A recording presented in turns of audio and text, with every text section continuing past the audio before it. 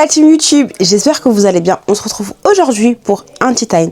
Alors pour ceux qui connaissent pas le concept du tea time, vous me racontez tout simplement vos histoires dans ma boîte mail qui est juste là. Ou alors si votre histoire elle est beaucoup trop longue et que vous êtes plus à l'aise en vocal, vous pouvez également me la raconter sur mon Instagram qui est juste là.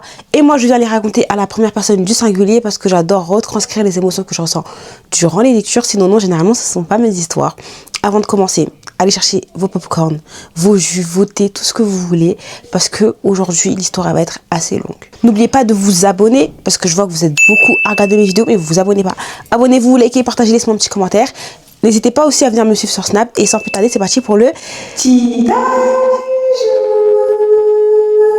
Coucou tout le monde, j'espère que vous allez bien. Alors moi c'est Sophia, j'ai 20 ans, bientôt 21 ans. Et si je suis ici, c'est pour vous raconter mon histoire et aussi pour avoir de l'aide. Parce que j'ai enchaîné tellement, mais tellement d'épreuves de l'année 2025 à aujourd'hui que je me suis retrouvée à me voir changer, prendre les mauvaises décisions. Et aujourd'hui je suis dans un dilemme, donc j'ai vraiment besoin de votre aide. Pour commencer très fort, l'année 2025, mois de février, je perds mon grand-père. Je peux vous dire que ça a été un choc pour moi. Malgré le fait qu'on faisait que de me dire oui, il va pas tenir longtemps, il va partir parce qu'il avait fait un AVC quelques temps avant. Pour moi, il allait aller mieux, il allait guérir. J'étais tellement dans le déni, sachant que mon grand-père, je ne saurais vous expliquer la relation que j'avais avec lui. Sachez que si aujourd'hui, moi, Sophia, je fais mes 5 prières par jour, que moi, Sophia, je vais à la mosquée, que moi, Sophia, j'aime le ramadan, que moi, Sophia, je prends des cours d'arabe de moi-même, tout ça, c'est grâce à mon grand-père. Juste avant qu'on m'annonce son décès, la semaine d'avant, il était à l'hôpital et son cas, il s'aggravait.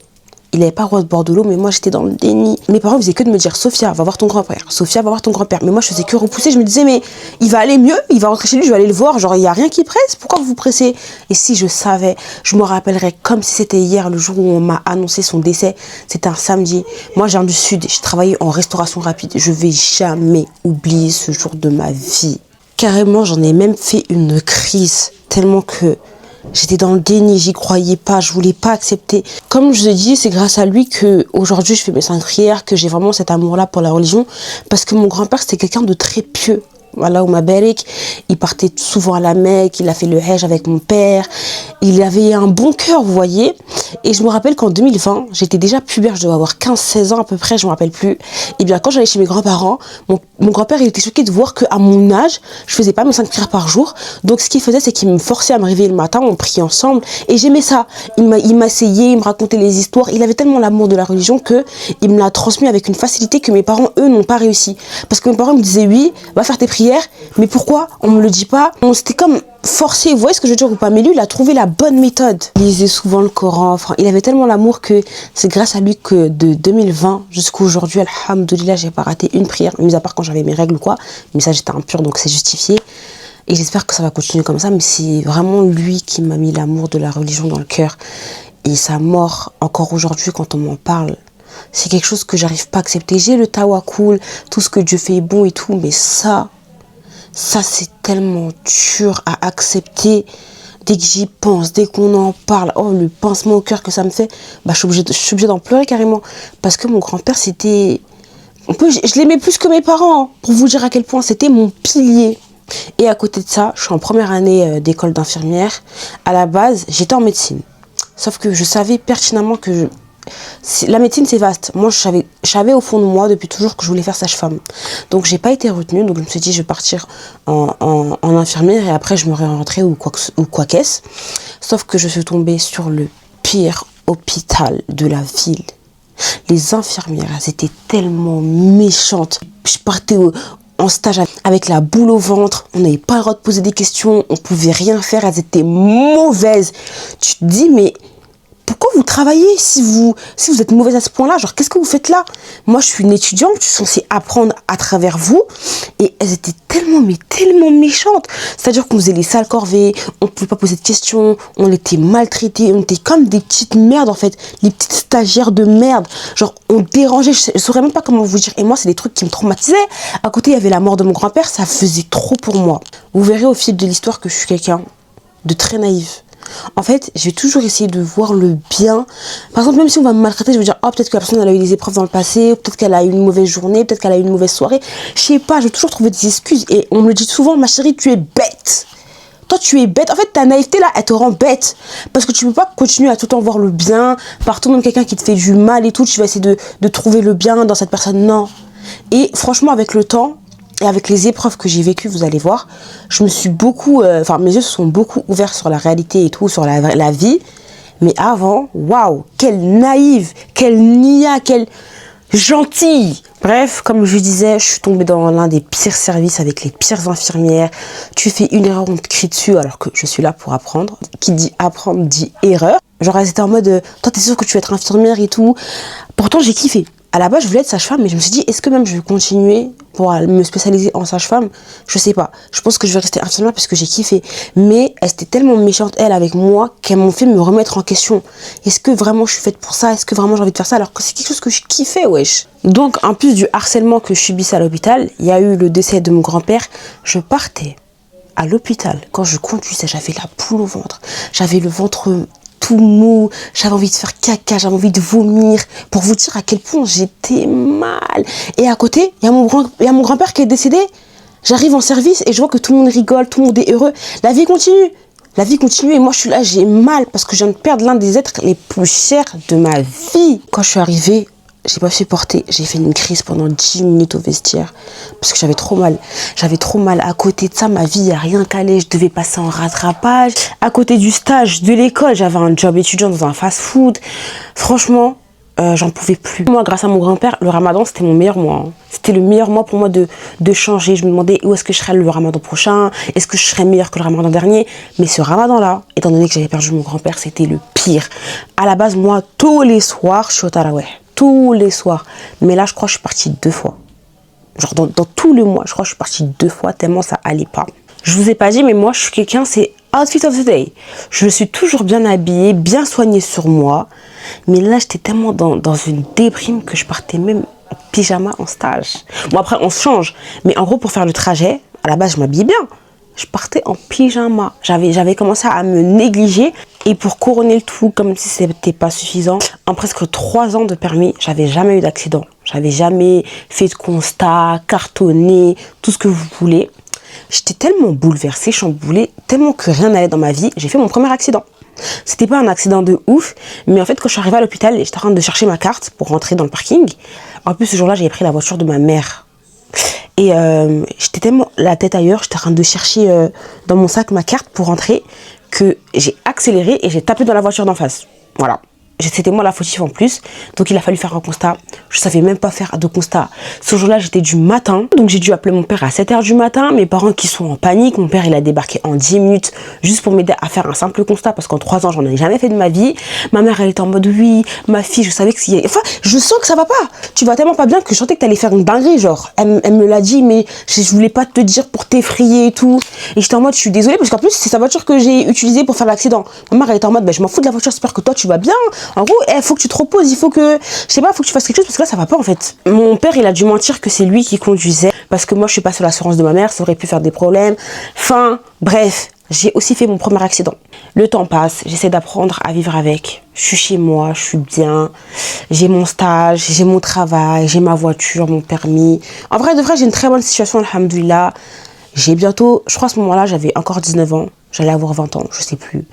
Ma mère, il faut sachez que ma mère, elle s'est mariée hyper tôt. Et ma mère, elle est tunisienne. Elle vient de Tunisie et c'est quand elle s'est mariée avec mon père, je crois qu'elle s'est mariée à l'âge de 18 ans, qu'elle est venue en France, ok? Et ma mère, elle a toujours voulu la même vie qu'elle a eue pour moi, mais en mieux. Et donc, ma mère, elle voit que je suis indépendante, très clairement. Je suis financièrement, tout, je suis bien. Donc, elle se dit, il manque quoi à ma fille pour qu'elle soit parfaite? Un homme. Et de là, elle décide de me présenter un homme. Et ma mère, elle est pas raciste, hein, mais elle voulait que ce soit un Tunisien comme elle. Je vais pas vous mentir, j'étais pas complètement fermée à l'idée de me marier, mais j'étais très réticente. Surtout que j'avais pas encore terminé mes études, j'avais des projets, donc moi, c'était selon moi. Et donc ma mère, elle me présente un homme qui s'appelle Ismaël, c'est un Tunisien marocain, sauf qu'il habite en Italie, il est bien financièrement et surtout, il est prêt à me suivre. Genre, il est prêt à me suivre partout où je voudrais aller, donc... En vrai, je me dis, vas-y, pourquoi pas. Mais je suis pas trop in. Et surtout, détail qui a quand même son importance, Ismaël et moi, on a 11 ans d'écart. Je vais pas vous mentir, moi, si c'est un détail, je m'en fous, parce que dans ma famille, c'est très commun. Mais je voulais vraiment qu'on ait les mêmes objectifs de vie, qu'on ait surtout un bon feeling, sinon, c'est mort. Pour faire plaisir à ma mère, on échange les numéros, on commence à discuter sur WhatsApp. J'étais en mode, vas-y, on verra. Encore une fois, j'étais pas trop in, mais j'étais en mode, vas-y, on verra, pour faire plaisir à ma mère, pour qu'elle me lâche la grappe, très clairement. Et donc là, on commence à discuter, sauf que je vois qu'en fait, toi et moi, on n'attend pas les mêmes choses, parce que lui, il voulait se marier maintenant. Alors que moi, je voulais terminer mes études. Et en plus, il voulait que je fasse une demande de mutation pour qu'on aille dans le sud, parce que lui, il faisait ingénierie de bateau, un truc bizarre comme ça. Il est bien financièrement, mais moi, j'étais en mode, bah, je peux pas, j'ai un contrat ici, je peux pas me permettre comme ça de demander une mutation. Et en plus, moi, après tout ça, après mes études, mon stage, etc., j'aurais voulu partir en Suisse ou dans un pays qui accepte mon voile. Parce qu'ici, t'as pas le choix de travailler sans voile. Donc moi, je voulais partir là où on m'accepte avec mon voile. Mon voile, il me tient énormément à cœur. Genre, mon voile, je l'aime.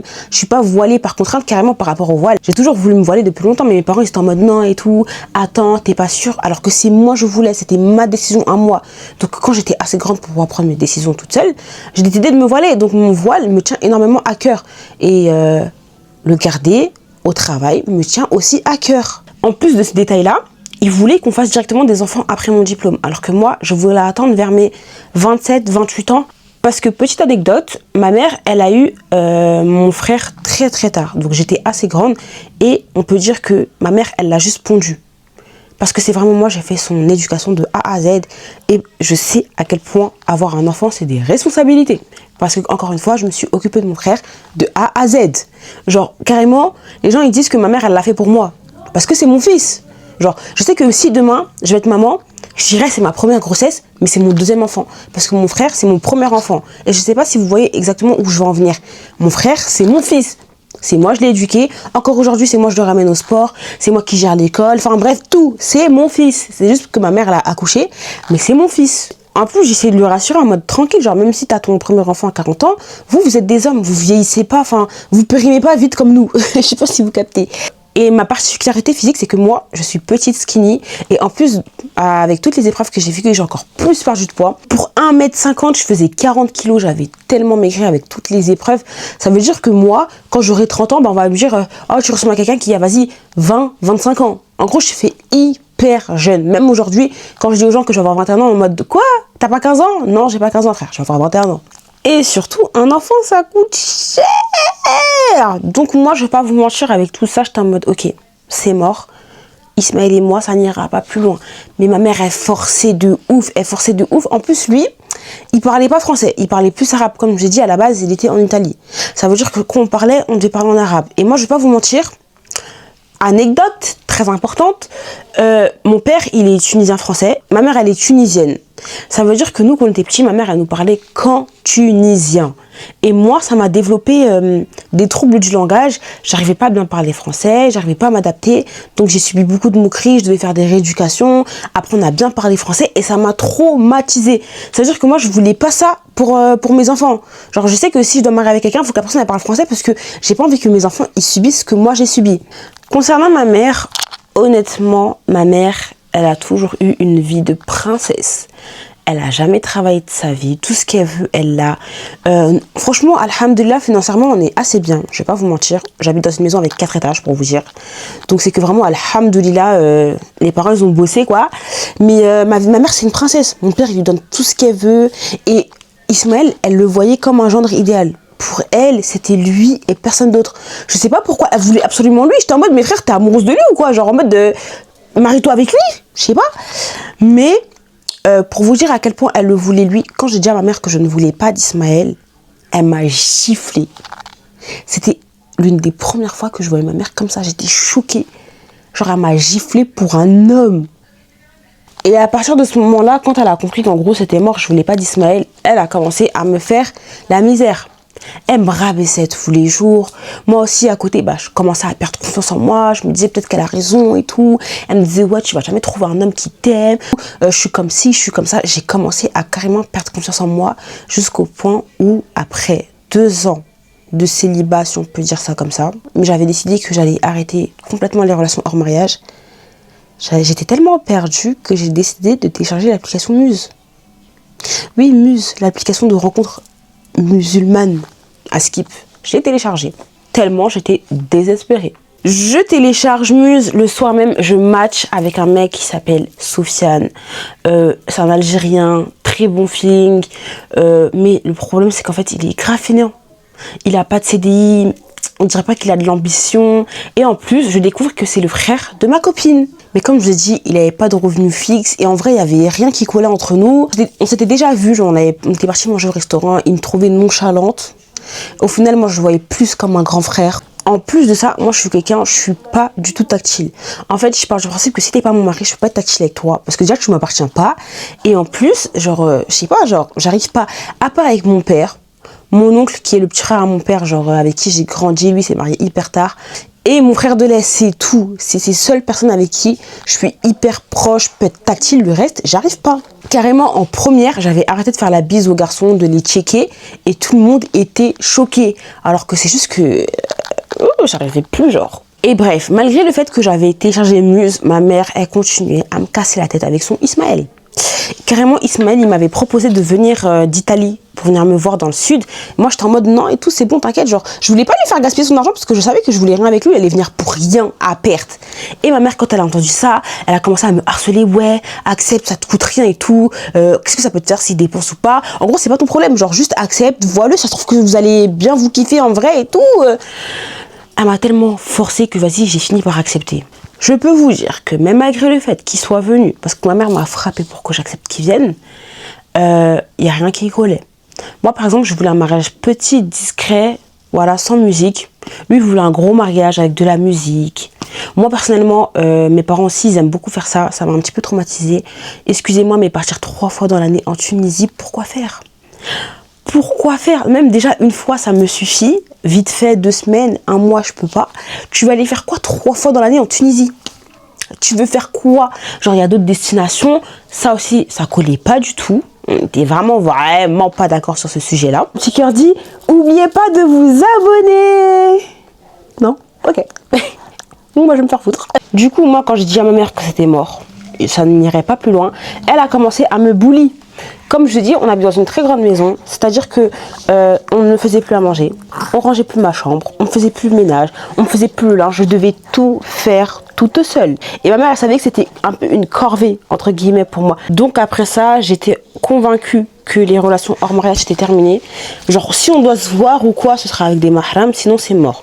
Donc, j'avais supprimé l'application Muse, j'ai décidé de la réinstaller. Sauf que je tombe que sur des mecs bizarres. Ils demandent des nudes, des photos de moi en entier, de ma tête. Et je me dis, mais en fait, c'est quoi? C'est l'application de rencontre musulmane ou c'est pourquoi? C'est pour trouver le plan cul, là. Je comprends pas. Et franchement, ça m'avait saoulée. Quelques jours après avoir installé l'application Muse, après être tombé que sur des fous qui demandent que des trucs bizarres, je tombe sur le profil d'Eren.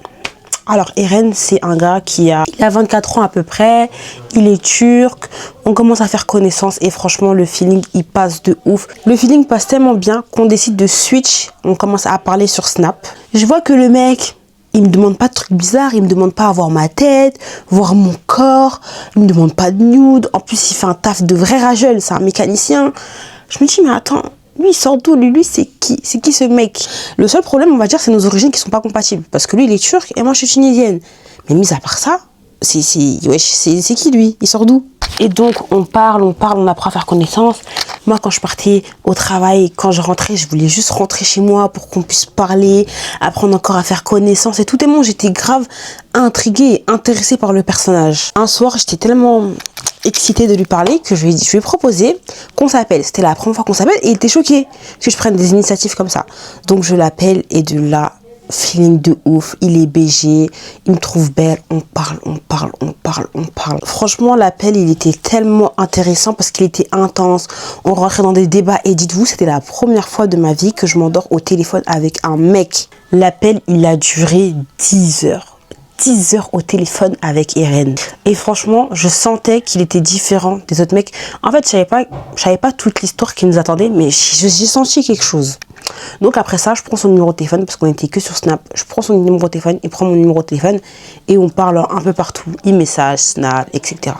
Et dites-vous, après seulement 2 jours, après l'appel au téléphone, on a enfin officialisé notre relation. Je dis enfin, mais c'était super rapide. Genre, tellement rapide. On s'était même pas encore vu.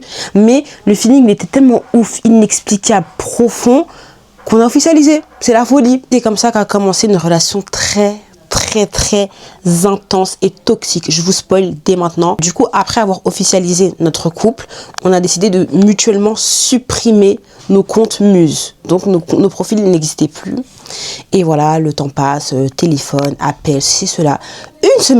Seulement une semaine qu'après qu'on se soit mis en couple, on a notre première embrouille. C'est tellement rapide. On se rencontre, on se met ensemble 2 jours après, une semaine après, première embrouille.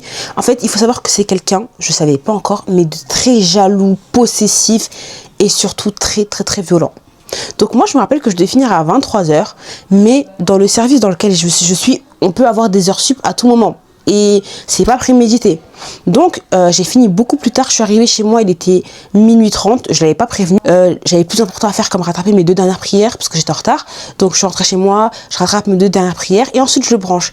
Et de là il commence à s'énerver. Ouais, t'étais où et tout, pourquoi tu répondais pas? J'ai dit tranquille, genre j'étais juste en heure sup et tout. Enfin je sais pas, je crois qu'il avait pas confiance en moi, mais j'étais juste en heure sup. Il m'a dit ouais mais t'aurais dû me prévenir et tout. Et moi je suis quelqu'un, je suis très susceptible, très sensible, donc j'ai commencé à m'excuser tout en mode ouais je suis désolée, ça va plus se reproduire, pardonne-moi. J'étais vraiment en train de lui courir derrière comme un petit chien, genre je faisais que de l'appeler, je courais derrière lui comme un chat, il faisait que refuser mes appels. C'était un peu un moyen de me punir.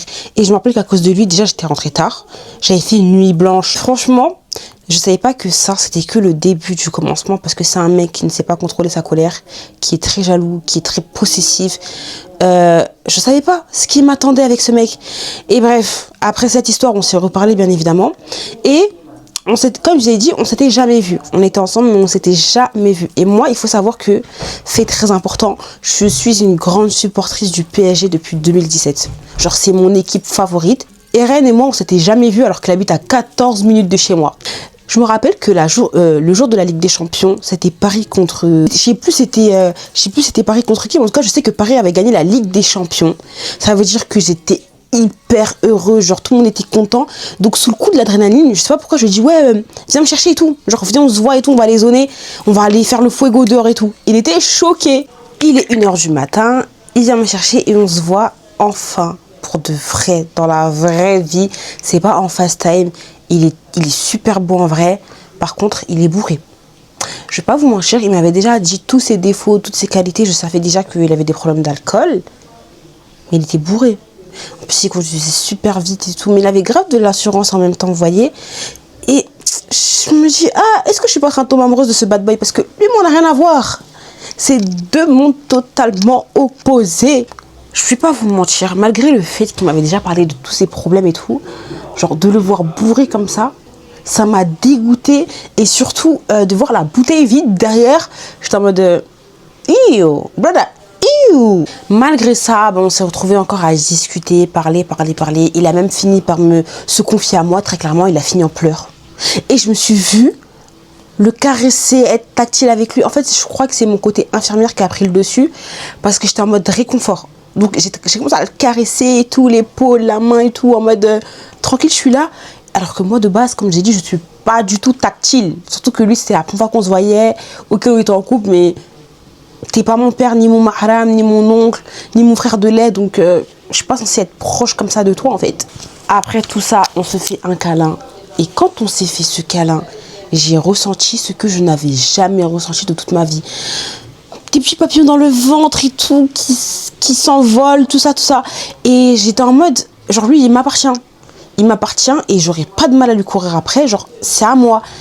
Et lui, c'était pareil. Sachant que lui, avant ça, il a eu d'autres meufs. Il a même été marié 2 ans. Il était marié avec une gitane, c'était une chrétienne. Je vais pas rentrer dans les détails parce que c'est pas mon mariage. Mais ça a pas trop duré, ça collait pas trop. Les parents s'aimaient pas forcément, pas la même religion et tout. Mais pour vous dire, il a même été marié avant moi. Ça me dérangeait pas du tout, moi, qu'il soit pas puceau, excusez-moi, je m'en foutais. Ni qu'il ait eu d'autres meufs avant moi. Le plus important, c'était l'instant présent. Lui et moi contre le reste du monde. Par contre, il avait des gros problèmes de confiance. Parce que la femme avec qui il était marié, en fait pratiquement toutes ses meufs le trompaient. Mais le plus grave, je crois, c'était la meuf avec qui il était marié. Elle est tombée enceinte, elle l'avait trompé, elle lui a fait croire que l'enfant était de lui alors que l'enfant n'était pas de lui. Et je pense que ça l'a vraiment traumatisé. Du coup, les trucs de confiance avec lui, il faut vraiment, vraiment, vraiment beaucoup pour qu'il ait confiance en toi. Et je crois que même avec du recul, encore aujourd'hui, je crois qu'il a jamais eu 100% confiance en moi. Et c'est comme ça que notre idylle amoureuse a commencé. On se voyait souvent, on sortait.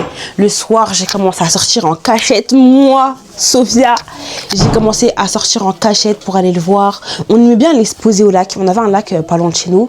On aimait bien aller se poser là-bas le soir. Des fois, on parlait pas, on était juste là, on regardait le lac, la nature et tout. Enfin bref, on faisait plein de virées nocturnes. L'amour fou, en fait. Je pourrais même pas... Encore aujourd'hui où je vous parle, je l'aime encore. Hein. Je pourrais même pas vous dire à quel point... Comment expliquer, putain, je sais pas. Bref, le temps passe, tout se passe globalement bien. On arrive vers le mois de juillet. C'est à partir de ce moment-là où on va commencer à enchaîner les disputes parce qu'on voyait de moins en moins. Moi, je devais passer en rattrapage. Comme je vous ai dit, j'ai eu un stage de merde. Donc, les infirmières, elles n'ont pas validé mon stage pour des trucs. Je vais même pas rentrer dans les détails, c'est pas la peine, quoi.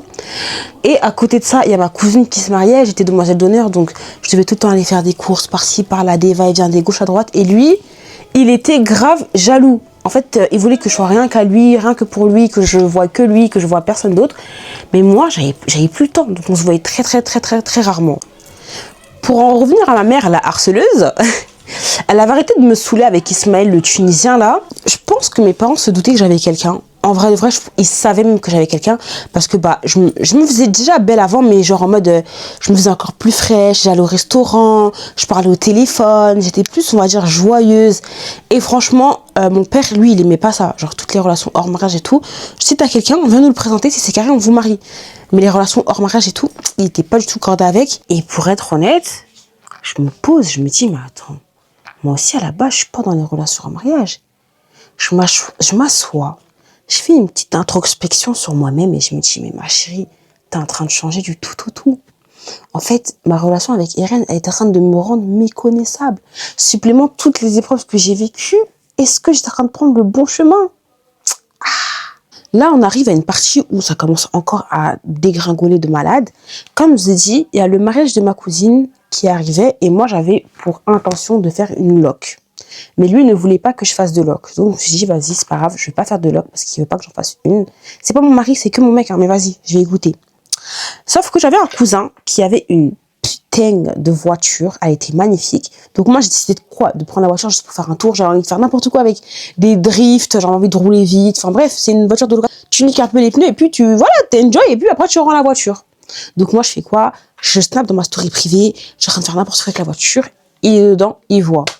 Et de là, il me dit, ouais, tu me dégoûtes et tout. Genre, moi, ma femme, elle fait des drifts. Ouais, tu te prends pour qui et tout. En gros, c'est quoi ce sale comportement? Genre, tu me dégoûtes. Juste parce que j'ai roulé avec une voiture. Je sais pas si vous vous rendez compte de la folie.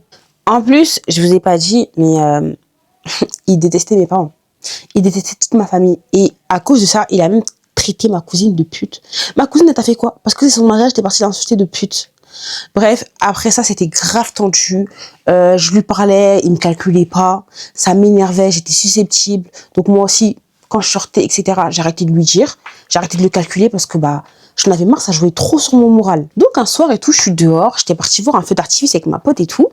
Il avait ma loc. Il avait ma loc depuis peu, ça faisait 1 mois, je crois qu'il avait ma loc à peu près. Il m'envoie un message, il me dit, ouais, qu'est-ce que tu fais là-bas? Pourquoi t'es sortie? Je dis, mais attends, mais toi, t'es bien drôle. Déjà, c'est maintenant que ça t'intéresse. Et puis, qu'est-ce que ça peut te foutre? Et de là, on a commencé à s'insulter mutuellement. En fait, à cause de lui, j'ai commencé à ne plus me respecter. Parce que l'un de ses défauts, lui, c'était qu'il aimait beaucoup insulter. Donc moi, j'ai commencé à rentrer aussi dans son jeu. Et ça veut dire qu'on commençait à s'insulter mutuellement. Et au fond de moi, j'aimais ça. Sauf que tout mon entourage me disait, mais Sophia, réveille-toi. Tu te respectes pas. Parce que lui, il t'insulte. Déjà, s'il t'insulte, c'est qu'il te respecte pas. Et toi-même, tu te respectes pas parce que tu acceptes qu'il t'insulte. Et tu l'insultes aussi en retour. Mais pour moi, c'est devenu une habitude. C'était devenu quelque chose que j'aimais. C'était de l'adrénaline, de la toxicité. J'aimais ça. Donc, j'étais en mode, mêlez-vous de vos affaires. Moi, c'est ce que j'aime. Donc, à partir de là, il a commencé à aller un petit peu loin en mode, ouais, à parler de mon voile. Je sais par où je suis passée avec mon voile. Le voile, c'est pas facile, mais c'est un choix que j'ai fait. Ouais, non mais enlève ton voile. Ton voile, c'est un voile décapotable. T'es là, tu sors avec tes cousins sans mahram. Et franchement, il a touché à mon point sensible. Donc moi aussi, j'ai commencé à rétorquer. Je disais, ouais, en gros, parle pas de mon voile. Toi, déjà, tu fais pas tes 5 prières par jour. Moi, je fais mes 5 prières. J'avoue que j'ai touché une corde sensible. Parce qu'en vrai, de vrai, à la Warlem, je suis pas avec lui pour savoir s'il fait tout le temps ou pas ses prières. Mais en gros, je me suis défendue comme je pouvais et je reprends pas mon voile, en fait. Surtout, tu viens de dire des trucs, ouais, voile décapotable, enlève ton voile, alors que je vais enlever mon voile, tu vas commencer à pleurer. Il disait des trucs à base de, ouais, supprime-moi. Mais moi, j'étais déjà amoureuse. Donc, c'est logique que j'allais pas le supprimer. Il voyait que, il me disait, ouais, supprime-moi, mais je le supprimais pas. Il en jouait. Enfin, bref, mais malgré tout ça, on aimait ça parce que ça nous crée une sorte de dopamine. Je saurais même pas comment vous expliquer. Bref, on s'est grave embrouillé. Mais le lendemain, on s'est reparlé comme si de rien n'était. Comme si de rien n'était. Et après, le lendemain d'après, c'était froid. Et le lendemain encore, c'était mon anniversaire. Moi, personnellement, je m'étais grave habituée à ces changements d'humeur, ces insultes et tout. Et donc, mon anniversaire arrive, il était grave jaloux parce que vu que mon téléphone était sur vibreur, il entendait tous les messages que je recevais. Je suis pas quelqu'un de public ou quoi, mais genre, pour mon anniversaire, j'ai reçu là les messages, il avait trop le seum. Et lui, il voulait qu'en fait, je passe le voir aux alentours de 17h. Pour qu'on puisse se voir, etc. Je crois qu'il avait quelque chose à me donner. Je suis pas sûre, mais en tout cas, il voulait qu'on se voie. Sauf que moi, je savais pas que mes copines m'avaient préparé une surprise. Donc, elles sont venues passer la journée chez moi. Et moi, déjà, j'avais passé ma journée à répondre aux messages. Il y avait mes copines. Donc, il m'avait envoyé un message à un moment pour me dire, ouais, tu fais quoi? J'ai entrouvert son message. J'ai pas répondu. Je me suis dit, vas-y, je vais répondre après. J'avais la flemme, j'étais fatiguée. Je vois que le mec, il me supprime. Moi, je savais pas, mais en fait, le réel problème, c'est qu'il était jaloux que je passe du temps avec mes copines. Il voulait que je sois avec lui. Donc, je vois qu'il me supprime. Qu'est-ce que je fais? Comme un bon toutou, je lui cours après. Je dis, ouais, pourquoi tu me supprimes et tout? Qu'est-ce qu'il y a? C'est quoi ton problème? Il dit quoi? Ouais, les insultes. Tu me dégoûtes, parle pas avec moi, tu me zaref. Au début, tu faisais la meuf qui écrivait. En gros, tu faisais la meuf bien, alors qu'au fond, t'es une pute. Oh là là, il était tellement vulgaire. Je te déteste, voilà, tu sais pas la haine que j'ai envers toi. Et tout ça, jusqu'à haine. Après, il a commencé à dire des trucs du genre, oui, il va te faire piner et tout. Oh, tu fais la meuf bien, mais en vrai, t'es comme si t'es comme ça. Retourne sur Muse. Il me dit, va trouver un attardé comme toi, t'es une cassos, tu mérites qu'un cassos. Je dis, mais attends, tout ça pour ça? Je m'en bats les couilles de ton anniversaire. Est-ce que moi, t'étais venu à mon anniversaire? Non, franchement, il était fâché. Tout ça pour ça? Tout ça pour ça? Bref, c'est un gamin. C'était un gamin, ça restera un gamin. Il va même jusqu'à dire, oui, moi, je m'en fous de mon propre anniversaire, c'est pas toi ton anniversaire qui va m'intéresser. La seule date, moi, qui m'importe dans ce monde, c'est la date de Mowgli. Vous savez, c'est qui Mowgli? C'est son chien. Il m'a comparé à son chien, là. Bon, je sais que le chien, c'est le meilleur ami de l'homme, mais il y a des limites. Genre, si on voit à l'avenir, je suis censée être ta femme, la mère de tes enfants, tu peux pas me comparer à un chien, en fait. C'est pas possible. Si on la compare à un chien, elle va enfin comprendre la leçon. Pas du tout. Vous savez quoi? Eh bien, je l'ai couru après. J'étais en mode, je le retenais. S'il te plaît. Il me dit, ouais, je suis pas ton père pour refaire ton éducation et tout. Tu fais tout le temps les mêmes erreurs, j'en ai marre. Mais, Et puis moi, je le courais après, courais derrière comme un petit chien, comme un petit goulouni, comme le petit toutou. Ah, Nao souffrir vraiment, c'est dit. Bref, malgré tout ça, à chaque fois, on finit par se rabiboucher parce que la relation est comme ça, faut pas chercher à comprendre. Bref, le temps passe, les hauts, les bas, les embrouilles, l'amour fou, les sorties nocturnes. On était en travaux chez moi. Et moi, je me sentais grave étouffée parce que c'était à mon étage où il y avait des travaux. Donc, ça m'arrivait souvent d'aller prendre l'air dans la rue ou dans le jardin. Et quand j'allais prendre l'air, c'était soit j'étais avec ma copine, on se posait devant ma voiture, soit j'étais toute seule. Un jour comme ça, j'étais partie prendre l'air parce que je me sentais hyper étouffée. Vous direz, pourquoi t'es pas partie dans ton jardin? Même dans le jardin, je me sentais étouffée. J'avais besoin d'être dans la rue. Et il avait ma loc. Je savais qu'il avait ma loc, j'avais rien à me reprocher. Et de là, il m'appelle. Il m'appelle et tout, il me dit, t'es où la caméra? J'avais pas envie de mettre ma caméra parce que je savais qu'il allait me faire mal à la tête parce que j'étais dans la rue. En fait, avec lui, tout était un problème. Je voulais pas, j'avais la flemme. Il me dit, mets ta caméra. Je dis, non, j'ai pas envie. Il me dit, pourquoi? T'es dans la rue et tout. Tu t'es fait cramer toute seule. Avoue, t'es dans la rue, t'es avec quelqu'un. Vous savez, là, il me dit quoi? T'as Subhanallah. Est-ce que vous vous rendez compte de la folie? T'es dans la rue, tu vas mettre ta caméra parce que t'es en train de faire des bêtises avec un garçon. Et honnêtement, quand il a commencé à m'insulter de pute, ça m'a fait trop mal. Ça m'a tellement fait mal que je me suis braquée. J'ai dit, pour la peine, je n'allumerai pas ma caméra. Et là, il me dit, ouais, avoue, t'es avec un mec et tout. Avoue, t'es dans ta rue, je vois ta localisation. Je dis, mais je sais que t'as ma localisation. Il me dit, pourquoi t'es pas parti dans le jardin? Avoue, t'es avec un mec et tout. Tu me dégoûtes, t'es comme ci, t'es comme ça. Et ça me faisait trop mal. Parce que je veux bien, ok, on s'insulte, haha, ho, ho. Mais m'accuse pas de trucs que je fais pas. T'as vu, depuis que je suis née, j'ai jamais fait ça. Jusqu'aujourd'hui, j'ai jamais fait ça. Tu peux pas venir m'accuser de faire ça et en plus dans la rue. Ça va ou quoi? C'est quoi? Je suis quoi? La prostituée du coin? C'est quoi? Et moi, j'étais juste choquée parce que je me disais, mais d'où est-ce qu'il sort ça? Je suis toute seule. Et de là, il commence à s'énerver et tout. Il me raccroche, il me dit, ouais, j'arrive chez toi, je vais venir vous piétiner, vous deux. Vous deux, c'est qui? Je suis seule, vous deux, c'est qui? Vous deux, c'est qui? Donc, juste parce que j'ai pas voulu activer ma caméra, tu m'accuses de faire des bêtises dans la rue avec un mec alors que je suis toute seule dans ma rue. Déjà, qui est fou pour faire des trucs dans la rue et en plus devant chez soi? Bref, après ça, franchement, c'était trop. C'était trop, du coup, on décide mutuellement de faire une pause parce que ça commence à devenir n'importe quoi. Entre les insultes, la violence physique, psychologique et tout, bah, c'est plus possible. Donc, on décide de faire une pause et il est d'accord pour qu'on fasse une pause. On se dit, écoute, chacun fait sa vie de son côté, on essaie un peu de réfléchir et puis après, on verra pour la suite. Sauf que je crois quelques semaines, je crois même pas 2 semaines après, hein, je fais quoi? J'envoie un message, je lui dis, écoute, genre pour que moi je puisse un petit peu me situer, si tu sais qu'entre nous c'est définitivement terminé et tout, genre y a plus rien, supprime-moi parce que moi je vais pas réussir à le faire, je t'aime trop et tout. J'étais tellement amoureuse que je me rabaissais à faire ça, genre. Et de là, il était en mode, ouais, arrête ta comédie et tout, en mode, c'est très bien que c'est pas terminé, arrête de faire semblant. Enfin bref, nous deux, on se savait. Et de là, c'est reparti, on recommence à s'insulter. Bon, on se reparlait sans trop se reparler. 11 jours après, il a fait un comeback, il m'a envoyé un message à minuit, je crois, un truc comme ça. Je lui ai répondu à 5 heures du matin. Je vais pas vous mentir, pendant ces 11 jours, ok, j'étais amoureuse de lui, mais je faisais ma vie. Genre, je faisais ma vie, en plus, j'avais mes problèmes de stage, patati patata. J'avais un meilleur ami, mon père, il l'aime beaucoup, ce mec-là. J'avais un meilleur ami qui me kiffait, genre, quand on était, je crois, au collège ou au lycée, je me rappelle plus. Avec qui, bah, moi, de mon côté, il y avait rien, donc je m'en foutais. Bah, j'avais renoué les liens avec lui, donc on se voyait. Mais vraiment amicalement, rien de plus. On allait faire de la moto. Mon père, il aimait beaucoup mon meilleur ami, mais il me disait tout le temps, ouais, fais attention et tout, c'est un homme. Certes, de ton côté, il n'y a rien, mais de son côté, il peut y avoir quelque chose. Je disais, mais non, en plus, il a une meuf et tout. C'est comme mon frère, tu vois, genre, on a grandi ensemble. Et c'est pas, j'apprends, quelques temps après, qu'en fait, lui et sa meuf étaient séparés et qu'il avait des sentiments pour moi. Et j'étais choquée parce que pour moi, c'était impossible. En plus, on se confiait beaucoup sur nos relations. Il savait que j'étais en pause avec Eren et que je savais qu'il allait revenir. Lui aussi, il était avec une meuf qui était toxique à ce moment-là. Et moi, je voyais pas du tout tout ça comme de la tromperie, hein. Pour moi, je faisais rien de mal. Je voyais juste un pote avec qui j'avais grandi, que je considère comme mon frère. Et ce pote-là qu'on va appeler Yanis, lui, vraiment, mon entourage l'aimait trop. Surtout mes copines, elles me disaient, mais oui, je pense que lui, c'est un homme pour toi, il t'aime bien. En plus, il te respecte parce qu'il m'a jamais insulté. On ne s'est jamais insulté.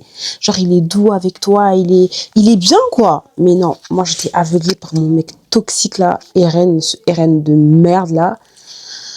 Alors qu'il y avait un mec comme Yanis devant mes yeux. Début août, comme ça, il y a Eren qui fait un comeback. J'accepte son comeback parce que je l'aime, on s'aime. Donc on reparle de notre dispute, on reparle de tout ce qui s'est passé depuis le début de notre relation. On discute, on décide de repartir sur de bonnes bases saines. Le lendemain, on s'appelle, on parle et tout. Il me dit que je lui manque, que ça fait longtemps qu'on s'est pas vu, donc il faudrait qu'on se voie. Par la même occasion, il me dit que il a plus d'AirPods, donc je me dis pourquoi pas. Moi ça me dérange pas, je travaille, je peux lui ouvrir des AirPods, ça me fait plaisir de lui faire plaisir, donc je vais lui acheter ses AirPods, quoi. On arrive à un enchaînement d'événements parce qu'en fait j'ai décidé de faire une prière de consultation pour voir où est-ce que c'en est ma relation avec Eren, est-ce qu'il y a un avenir potentiel, je sais pas. Quelque chose m'a dit fais cette prière de consultation, vois est-ce que vous êtes compatibles vraiment, est-ce que tu es en train de perdre ton temps, c'est comment. Du coup, il faut sachez que j'étais toute seule en France parce que mes parents, ils étaient partis. En fait, toute ma famille était partie en Tunisie. Moi, je devais rester à cause de mon putain de rattrapage. Mais c'était le fuego. C'était la belle vie. J'ai tellement enjoy. Des fois, à 1h du matin, bah, j'étais avec Eren. On partait manger au drive. Carrément, j'ai fait une folie. J'ai déposé ma lettre de démission dans mon fast-food où je travaillais parce que, bah, Eren, il voulait plus que je travaille là-bas. Parce que j'avais des collègues garçons. Il était jaloux. Il m'a menacé. Du coup, j'ai déposé ma lettre de démission. Non, mais en fait, la folie. La folie de démissionner parce qu'un mec qui n'est même pas ton mari te dit de démissionner. C'est la folie furieuse. Alors que c'était juste des mecs plus petits que moi avec qui je m'entendais bien. Mais le mec était trop jaloux. Du coup, il m'a dit de démissionner. Donc, j'ai démissionné. Du coup, je vais pour acheter ces AirPods. Je vous ai dit que j'avais fait une période de consultation. Je me sentais stressée, oppressée. Je sais pas comment vous dire, je me sentais pas bien. Donc, je vais à boulanger. Et ensuite, j'avais 30 minutes de route pour arriver à son travail. J'ai le OK, je suis vraiment désolée. C'est pas au moment où j'arrive, je me garais. Et de là, il y a un motard que j'avais pas du tout vu. Il y a un motard qui sort de nulle part et boum, genre on se tape dedans. Et le mec, carrément, il saute de sa moto. Et j'ai eu la peur de ma vie. J'ai cru que le petit, il allait mourir. J'étais tellement traumatisée. J'ai vu son corps faire une roulade comme ça, se rouler par terre. Et j'ai eu tellement peur. Prise de panique, je fais quoi? J'appelle Eren, je lui dis ouais viens parce que du coup j'étais devant son travail, je lui dis viens et tout. Il me dit qu'est-ce que t'as fait? T'as encore fait un accident? Parce que début juillet, j'avais encore fait un accident, j'étais rentrée dans un poteau à vélo que j'avais pas vu, j'avais pas bien fait mes contrôles et tout. Il m'a dit mais toi c'est pas possible, t'as encore fait un accident. Sauf que là j'avais besoin de lui parce que c'était plus grave. Lui, sa moto a été niquée et moi, mes portières aussi, ma voiture aussi, elle était bien défoncée. Donc au final, ce qui s'est passé, c'est que c'est moi, j'ai tout payé de ma poche, je crois que c'était 800 € les réparations, si je dis pas de bêtises. Je suis restée avec lui toute l'après-midi, on est restés ensemble. J'avais oublié ce premier red flag parce que tout ça là, c'était des réponses à mes prières de consultation, mais je me rendais pas compte. Je me disais, mes parents, ils vont savoir ça et je serais dans la merde. Il m'a dit, non, t'inquiète et tout, on va réparer, ils vont rien voir, ils vont rien capter. Mais au fond de moi, je me disais, est-ce que ça, c'est pas un signe de Dieu? Parce que déjà, t'as menti à tes parents pour aller voir ce clochard. Est-ce que c'est pas un signe? Après, je me disais, vas-y, en vrai, ferme les yeux. Tu peux pas être sûr à 100% que c'est un signe. Donc, prends en compte, mais pas trop non plus. Je crois au début de notre relation, il avait déjà présenté à sa famille. Sa mère, elle m'aimait trop, elle m'aimait bien. Des fois, je lui faisais à manger, je le ramenais et tout. Et vu qu'à ce moment-là, j'avais pas de voiture, c'est lui qui me récupérait, qui me déposait chez moi. Mes parents, ils étaient encore en Tunisie, donc ça va. Ma mère, elle en profite pour revenir à la charge du mariage. Parce que pour elle, moi et mon ex, on se parlait plus aux dernières nouvelles. Donc elle était grave contente, elle me disait oui. Je t'ai trouvé quelqu'un en Tunisie et tout. Est-ce que tu veux son Facebook, son Messenger pour que vous parlez ensemble? Il est bien, il est comme ci, il est comme ça, gendre idéal. Et je dis, maman, moi et Eren, on se reparle. Et de là, elle me dit, quoi? Tu reparles avec ce clochard et tout? J'ai dit, ouais, on se reparle. En fait, je voulais pas le cacher parce qu'elle allait commencer à me saouler avec tous ses prétendants. Donc je lui dis, j'ai commencé à être beaucoup plus ferme avec elle. Elle me dit, mais t'es sûre et tout? Je le sens pas. Il est comme ci, il est comme ça. Et j'étais en mode, oui. Je lui reparle et je suis sûre de moi. Et un point, c'est tout. Point barre. Genre, il n'y a personne qui va venir me dire quoi que ce soit. Je lui reparle. C'est lui que je veux et basta. Je l'avais jamais officiellement présenté à mes parents, mais mes parents, ils savaient un petit peu qui c'était, comment il était, etc. Ma mère, elle regardait trop de films. Ça veut dire qu'elle disait, oui, et tout, c'est un tueur qui va te prendre, il va te kidnapper, il va te tuer. Patati, patata, j'étais en mode, pas du tout, genre il est pas comme ça, il va jamais me faire ça. Donc quand la voiture a été prête, mon père il m'a accompagné au garage pour aller récupérer la voiture. Il s'attendait à tomber sur Eren. Je sais pas s'il voulait un petit peu le brusquer ou lui dire qu'est-ce que tu veux avec ma fille, est-ce que tu veux la marier, tu veux quoi au final? Il l'a pas trouvé au garage et finalement il est tombé sur son cousin. Ma mère à côté, oh là là, qu'est-ce qu'elle me faisait mal à la tête. Et si tu meurs, on va t'enterrer en Turquie. Moi, je veux que tu sois enterré en Tunisie. C'est pour ça qu'il faut que tu te maries avec un Tunisien. Comme ça, vous serez enterrés ensemble en Tunisie avec nous. Moi, ton père, il est tunisien, donc je me marie. Eh, putain. Oh là là. Elle me parlait d'enterrement. Je dis, mais ma chérie, peu importe l'origine avec laquelle je suis mariée, on sera enterré là où on doit être enterré, en fait. Et surtout, mes parents, ils m'ont bien fait comprendre qu'ils veulent qu'il porte ses coraux et qu'ils viennent taper à la porte comme un homme et qu'ils disent, je veux votre fille, Sophia. Eux, c'est tout ce qu'ils attendent. Même s'ils l'aiment pas, ils le détestent. Ils veulent juste qu'il se comporte comme un homme, en fait. Parce que elle se comporte pas juste comme un homme. Après ça, ma mère, elle décide de me priver de tout. Elle me prend ma tablette, elle me prend mon téléphone, elle me prend ma montre connectée. J'ai plus le droit de sortir, j'ai plus le droit de rien. Moi, j'ai pété un câble et à côté, t'as Eren qui me cherchait de partout. Il est même passé par une pote à moi et c'est comme ça qu'il a compris que j'étais punie. Moi, j'ai pété un câble. J'ai dit à mon père, mais en fait, parle à ta femme. Genre, parle à ta femme, elle a pas à me punir. Enfin, j'ai l'âge de me marier, je suis une adulte, j'ai payé mes trucs toute seule. En plus, c'est même pas comme si c'était elle qui les avait payés. À longueur de journée, vous me rappelez que je dois me marier, je dois me marier. Je rencontre quelqu'un avec qui je veux me marier, maintenant vous voulez pas, jusqu'à vous me priver de mes trucs. Non, il y a des limites. Quand j'ai pété un câble, mes parents ils se sont aussi disputés. Du coup, ma mère, elle a fini par céder, elle m'a rendu toutes mes affaires. Première chose que je fais, j'écris à mon chéri, je lui dis, ouais, je suis désolée, je lui explique la situation et tout. Il était grave fâché. Mais je lui dis, tu veux que je fasse quoi? Même ma montre connectée, elle l'a prise. Je suis censée rentrer en contact pour te prévenir comment, en fait. Après ça, le temps passe, notre relation, elle va pour le mieux. Mais bon, moi, mon comportement, je vais pas vous mentir, il dégringole. Je continue à sortir en cachette, sortir le soir pour qu'on se voie et tout. Un soir, on est ensemble, les alentours de 23h, quelque chose comme ça. Ma copine, en gros, elle m'explique sa détresse. Je veux pas que tu te maries avec lui, il est pas bien pour toi, il te manque de respect, il est comme ça, il est comme ci. Je lui dis non mais écoute, Eren et moi on prévoit de se marier, on est bien, qu'on a fait notre petite pause, il s'est calmé sur l'alcool, il a repris la prière, le vendredi il essaie d'aller à la mosquée. Enfin voilà quoi, genre on s'aime et il y a personne qui pourra nous séparer. Elle essaie de me dissuader, je suis en mode non. Non, non, non. Et puis tout ce qu'il a fait, il l'a fait de lui-même. C'est pas moi, je l'ai forcé ou quoi. Il l'a fait en étant en pause, c'était de son initiative. Donc, laissez-moi et Eren tranquille. Laissez-nous en paix. Laissez notre couple. Enlevez notre couple de votre bouche. Et j'étais en mode, foutez-nous la paix en fait. Y'a quoi? À ce moment-là, j'aurais dû me rendre compte qu'il y avait un problème quelque part. Je fais que mon bruit avec mes parents. J'ai complètement changé, je sors en cachette, et encore, le pire n'est pas encore arrivé, je sors en cachette, je sors le soir, relation hors mariage, tout mon entourage me prévient, mais je fais l'aveugle, je fais la sourde. J'étais trop aveuglée par mon amour toxique là. Je me suis même pas dit que c'était encore un signe, que Dieu m'envoyait. Bref, après ça, le temps passe et tout. J'avais repris les cours, le stage, enfin j'étais grave fatiguée. Et donc un soir, je m'endors sans lui dire bonne nuit. Et je me réveille, je me dis putain, j'avais peur. Je me dis putain, j'ai pas dit bonne nuit, j'avais peur qu'il me fasse mal à la tête, qu'il me croie pas, etc. Donc quand je me réveille, je me dis je suis désolée et tout. Je me suis endormie, je t'ai pas dit bonne nuit. Il me dit t'inquiète, je sais que t'es... Il était tout doux. Il m'a dit oui, t'inquiète et tout. Je sais que t'étais fatiguée. Je sais que tu t'étais endormie, genre tranquille, parce que dans tout cas, il a ma log, donc il voit si je bouge ou quoi. Mais il était trop gentil, c'était bizarre. Et de là, il me dit oui, en gros, je dois te dire quelque chose et tout. Il commence à faire le mélancolique et tout, le chien battu, ouais, je suis désolée et tout, je suis retombée. J'ai dit, c'est pas vrai. Il avait arrêté de boire. Et hier, bah, il a replongé. Il a recommencé à boire. Oh là là, j'étais dégoûtée. Je lui dis, tu vois, pourtant, je t'ai dit que si tu replongeais, toi et moi, ça allait être fini. Sauf que je vois qu'il est moche. En face time, il est moche. Il a une sale gueule. Il pleure. Il dit, je suis désolée et tout. Me laisse pas, me quitte pas. J'avais pitié de lui, mais en même temps, j'étais en mode, genre là, demain, tu vas te lever, tu as prié comme si de rien n'était. Alors que la veille, tu t'es bourré, tu t'es saoulé. Que des signes. Que des signes. Et même ça, je ne l'ai pas vu en signe. Au début, il me dégoûtait, puis après, j'ai eu pitié de lui. Malgré le fait que j'étais grave amoureuse et tout, le voir dans cet état-là, ça me permettait de conscientiser un peu. Je me disais, est-ce que tu te vois marier avec lui? Tes enfants, imagine, il rentre un soir, un matin comme ça, bourré devant tes enfants et tout. Donc j'étais en mode, je ne peux jamais me marier avec lui.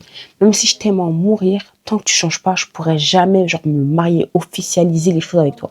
C'est mort. Après ça, il est allé dormir. Moi, j'ai passé toute la nuit à cogiter. Le lendemain, comme si de rien n'était, on se parlait. Ouais, ça va, tu vas bien, t'as pu dormir, patati patata. Il me dit oui, franchement, j'ai très mal dormi. En plus, j'ai rêvé que je t'avais tué parce que t'étais avec un autre.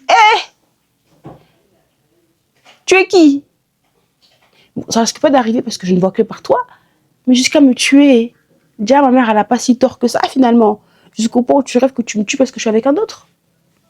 Et le mec, quand il s'est réveillé de son rêve, il s'est connecté sur mon compte pour voir si j'étais bien, si j'étais bien réglo, j'avais personne, si j'avais bien que lui. J'étais en mode, bah oui, j'ai que toi. Il a vu, il était soulagé et tout. Il a dit, ouais, dans mon rêve, je vous ai piétiné, jusqu'à je vous ai tué. Mais ça va? Est-ce que ça va? Quelques jours après, on se voit un vendredi soir. Encore une fois, sorti derrière le dos de mes parents. On se voit et là, on se fait un câlin, ça me fait du bien. Et on se fait un bisou sur la bouche. Il faut savoir que de toute ma vie entière, je n'avais jamais embrassé de mec. Mais le premier baiser que lui et moi, on a eu, c'était un baiser volé. C'était clairement sans mon consentement. Voilà, il m'a embrassé de force. Et au final, j'ai fini par kiffer. En mode, tu peux me faire des bisous sur le front, si tu veux, sur la joue. Mais à la base, j'étais vierge de la bouche, en fait. Tu m'as un petit peu pris ma virginité de la bouche, sans mon consentement, mais bon, j'ai fini par kiffer, donc au final, on se limitait à ça, à la base. Et je savais pas, mais je sentais que ça allait être le dernier câlin avant un long moment. Même mon corps, il m'envoyait des signes, mais j'avais un mauvais pressentiment, en fait, je sais pas. Du coup, je lui fais un long câlin, et tu sens que c'est un câlin d'adieu bizarre, façon, en même temps, dans ma tête, je suis en mode, mon entourage, il y a personne qui le valide. Personne, genre, je commence à me poser un petit peu des questions. Est-ce que finalement c'est le bon? Est-ce que? Et ce câlin, c'est un signe de plus. Je rentre chez moi et le lendemain, mon père, il devait se réveiller vers 6 heures. C'est pas, il se réveille, il vient dans ma chambre. Et moi, j'étais pas en train de dormir parce que j'étais au téléphone avec le clochard, là, Eren. Et mon père, il me dit, va passer ton téléphone. Je lui dis, attends, je suis au téléphone.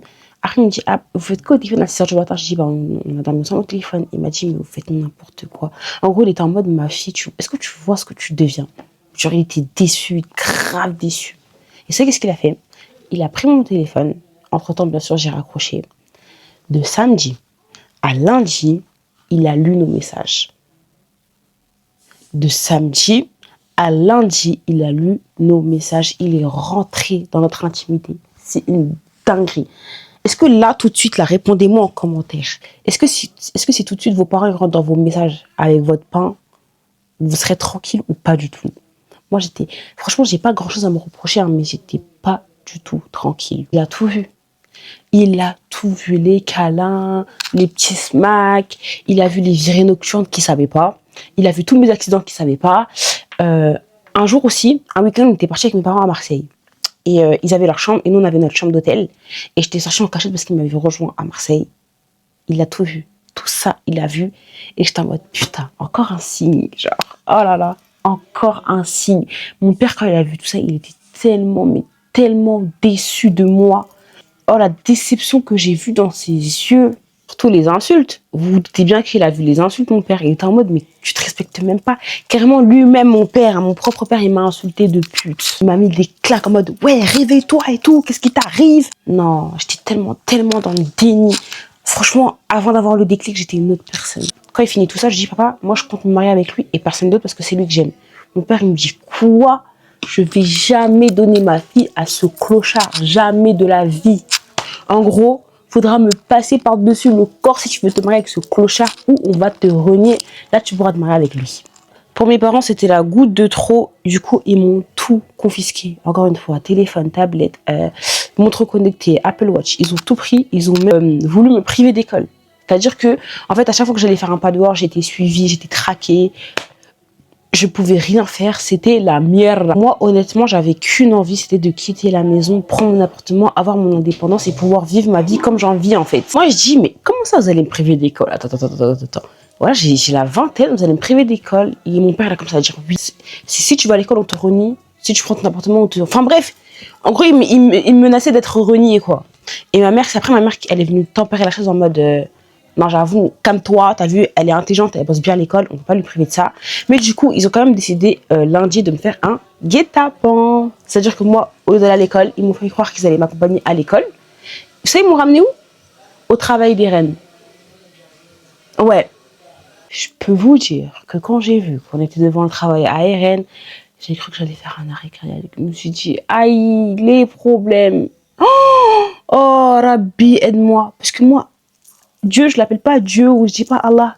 Je dis Rabbi, oh Rabbi, aide-moi, putain. Oh, mon Dieu, je savais déjà que c'était chaud là. Et lui, il savait que j'étais punie, que c'était chaud, c'était la guerre mondiale chez moi parce que le week-end, j'avais pris le téléphone à ma soeur pour lui dire ouais et tout, c'est chaud chez moi, nanana. Ça veut dire qu'en plus, il connaît la voiture de ma mère. Donc quand on est arrivé, il savait que c'était nous, il était au bureau. Le mec sort comme ça. Il allume une clope et t'as mon père qui lui crie ouais, je veux plus te voir avec ma fille, elle veut plus de toi, personne ne veut de toi, patati patata. Et lui il était en mode, il me regardait, il était en mode oui, je veux que ce soit votre fille qui le dise et tout. Moi j'étais si je pouvais me mettre dans un trou. Donc là j'ai mon père et l'amour de ma vie qui sont en mode elle veut plus de toi et l'autre en mode dis-le que tu veux plus de moi alors que moi je veux encore de lui. Je regardais mes pieds, je savais pas quoi faire, j'étais gênée. À côté t'as ma mère qui rajoute une couche, qui l'insulte en arabe alors qu'il y avait ses clients des arabes qui étaient là donc qui comprenaient tout. Moi j'avais peur qu'ils pensent à des trucs en mode oui les deux ont fait des bêtises ensemble du coup maintenant on est en train de les humilier alors que non rien à voir hein. Enfin si on a fait des bêtises mais pas ce genre de bêtises là. Étant donné que mon père avait lu toute notre conversation, il savait qu'il buvait. Donc mon père, il utilisait ça contre lui et tout. Et puis il dit, ouais, les 300 € de ma fille, tu vas lui rendre quand et tout. Et il était en mode, ça vous regarde pas. Votre fille, elle a 20 ans, c'est pas un bébé, c'est entre elle et moi. Frère, j'ai 20 ans, t'as pas à rentrer dans mon intimité en fait. C'était tellement, mais tellement la honte. Bref, je vais vous épargner les détails parce que sinon on va dormir ici. Après tout ça, on est rentré. Mes parents ils m'ont dit, ok, tu reprends l'école mais à double surveillance. Lui, tu fais une croix sur lui, on veut plus que tu lui parles. Le jour où on apprend que tu reparles à RN, on te renie. Donc en fait, c'est soit tu choisis lui, soit tu choisis nous.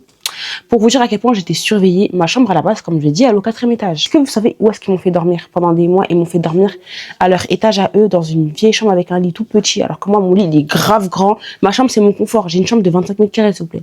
Pour vous dire à quel point ma chambre, elle est grande. Et en plus de ça, j'avais même pas le droit de dormir avec mon téléphone. Hein. Tous les soirs, ils me le reprenaient et tout. Tous les matins, ils me le rendaient. Un mois après, ils m'ont rendu mon iPhone 11. Ils ont gardé le 15. Et je vois que Eren, il a toujours ma localisation. Mais je me dis, ma chérie, il faut pas que tu fasses de gaffe. Tu lui écris pas. Genre là, tes parents, ils sont là, ils rigolent pas là. Ils vont te renier, donc fais bellec. Détail important que je vous ai pas dit, c'est que vous vous souvenez quand je vous ai dit que mes parents ils prenaient mon téléphone et que tous les soirs je devais le descendre. Eh bien, ils continuent de fouiller dedans. C'est très logique. Hein. Et mon père, il avait pas bloqué ni supprimé son numéro. Donc, il avait toujours accès à ma loc. Et j'avais un compte Snapchat que mes parents connaissaient et un autre compte Snapchat où j'avais là les gens dedans. Mes parents ne connaissaient pas l'existence de ce compte-là, donc on se parlait à travers ce compte. Donc moi, je pétais des câbles et je disais j'en peux plus et tout, je prends mon appartement, j'en ai marre. Et Eren, il aurait pu m'encourager, ouais, prends ton appart, comme ça on pourra vivre notre amour tranquillement, mais non, il l'a pas fait.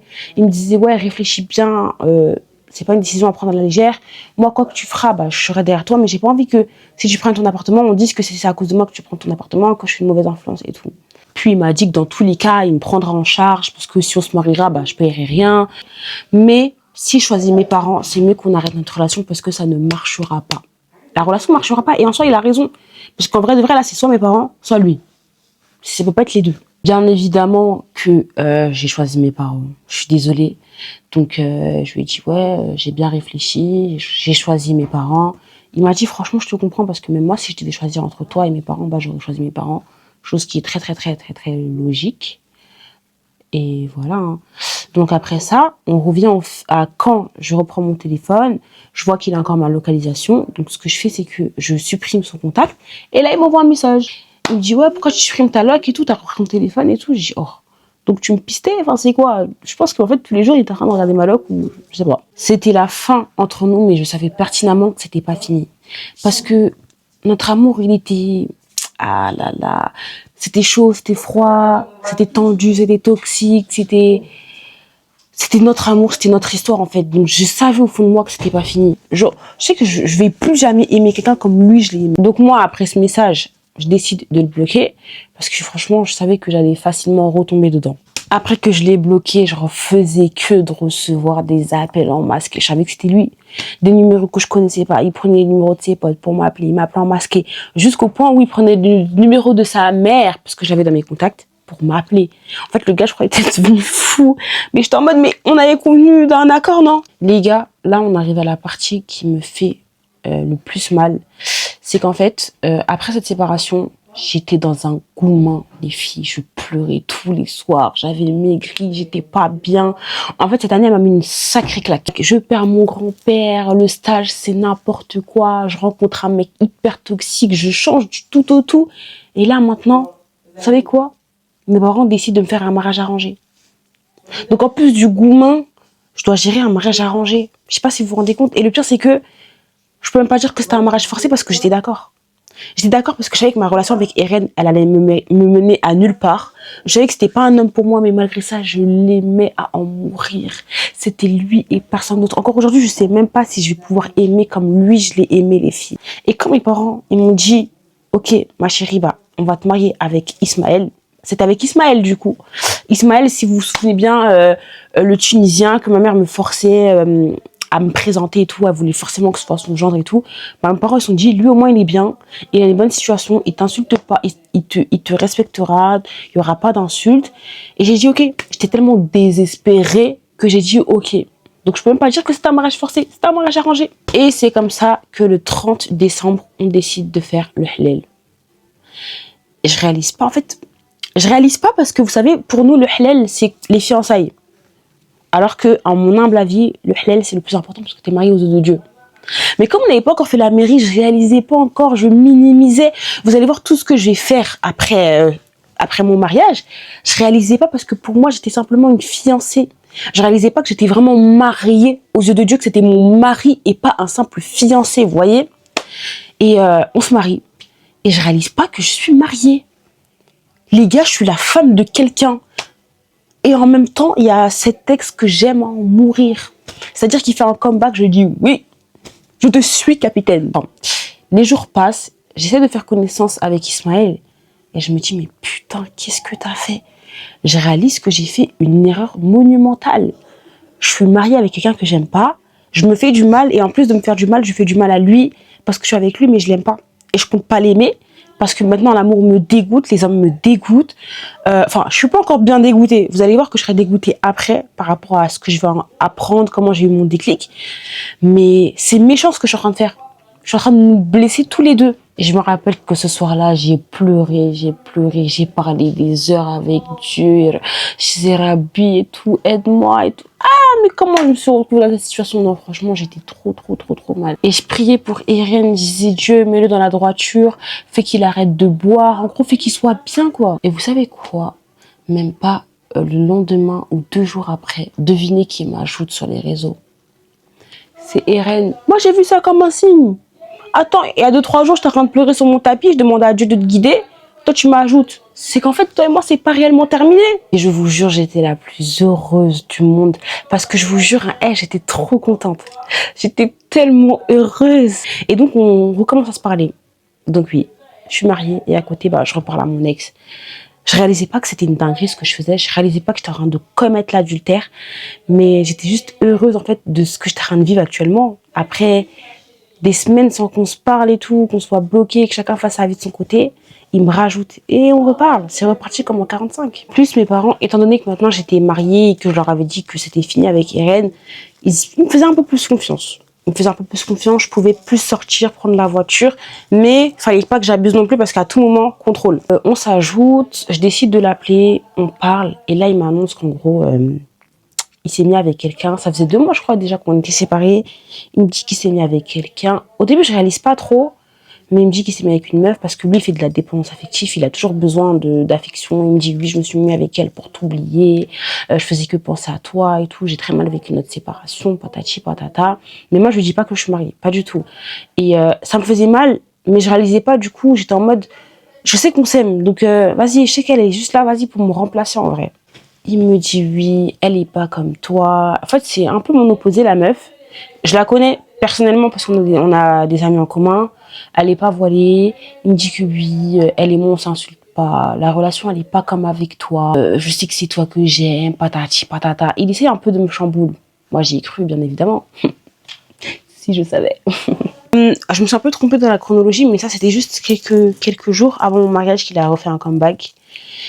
Vous m'aurez dit, pourquoi t'as pas annulé le mariage? Bah écoutez, tout le monde était à fond dedans, dans les préparatifs, tout était prêt. Je voulais pas non plus montrer à mes parents qu'Irène était revenue dans ma vie, parce qu'ils allaient encore tout me prendre, tout me priver, enfin bref, ça allait être n'importe quoi. Mais c'est vrai qu'avec du recul, je pense que j'aurais dû tout arrêter. Et lui non plus, il savait pas que j'allais me marier, sinon il allait niquer le mariage. Il allait venir en mode, oui, elle peut pas se marier, c'est moi qu'elle aime, je l'aime et tout. Enfin, il allait faire un grand bazar, un grand n'importe quoi, parce qu'il est connu pour foutre la merde. Et surtout, j'ai remarqué au fil du temps que c'était pas un mariage arrangé, mais plutôt un mariage forcé en fait, parce que j'avais plus mon mot à dire, j'avais plus le choix, même si je voulais me rétracter, c'était plus possible. Donc ils ont profité de mes faiblesses pour que je dise oui, pour qu'au final, même si je ne veux plus, ma chérie, t'as plus le choix, c'est déjà bouclé, tout est déjà organisé, tout est déjà... Non, c'est fini, tu vas être madame Ismaël en fait.